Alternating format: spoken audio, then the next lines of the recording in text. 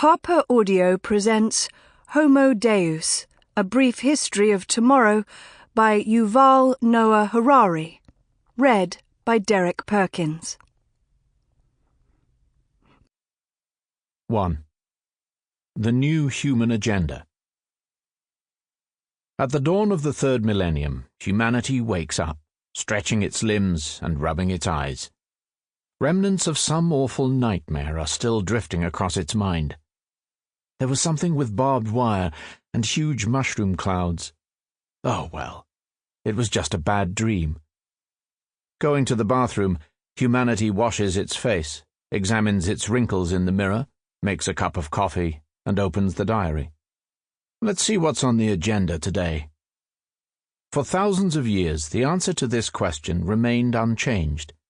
The same three problems preoccupied the people of 20th century China, of medieval India, and of ancient Egypt. Famine, plague, and war were always at the top of the list. For generation after generation, humans have prayed to every god, angel, and saint, and have invented countless tools, institutions, and social systems. But they continued to die in their millions from starvation, epidemics, and violence.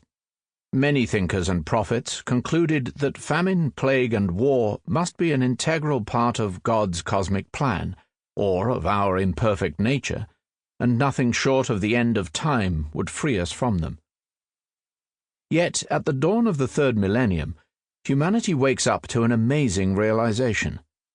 Most people rarely think about it, but in the last few decades we have managed to rein in famine, plague, and war.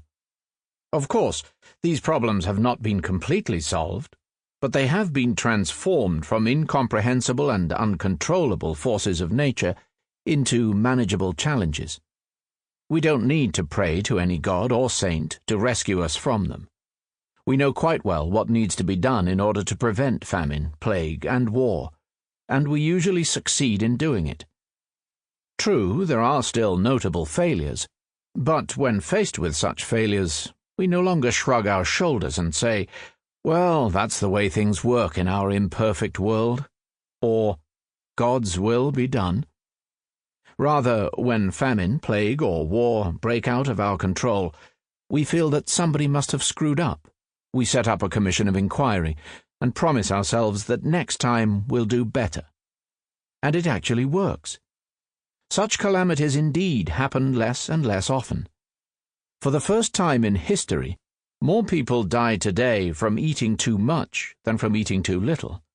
More people die from old age than from infectious disease, and more people commit suicide than are killed by soldiers, terrorists, and criminals combined. In the early 21st century, the average human is far more likely to die from binging at McDonald's than from drought, Ebola, or an Al-Qaeda attack. Hence, even though presidents, CEOs, and generals still have their daily schedules full of economic crises and military conflicts, on the cosmic scale of history, humankind can lift its eyes up and start looking towards new horizons. If we are indeed bringing famine, plague, and war under control, what will replace them at the top of the human agenda? Like firefighters in a world without fire, so humankind in the 21st century needs to ask itself an unprecedented question. What are we going to do with ourselves? In a healthy, prosperous, and harmonious world, what will demand our attention and ingenuity? This question becomes doubly urgent given the immense new powers that biotechnology and information technology are providing us with. What will we do with all that power? Before answering this question, we need to say a few more words about famine, plague, and war. The claim that we are bringing them under control may strike many as outrageous, extremely naive, or perhaps callous. What about the billions of people scraping a living on less than $2 a day?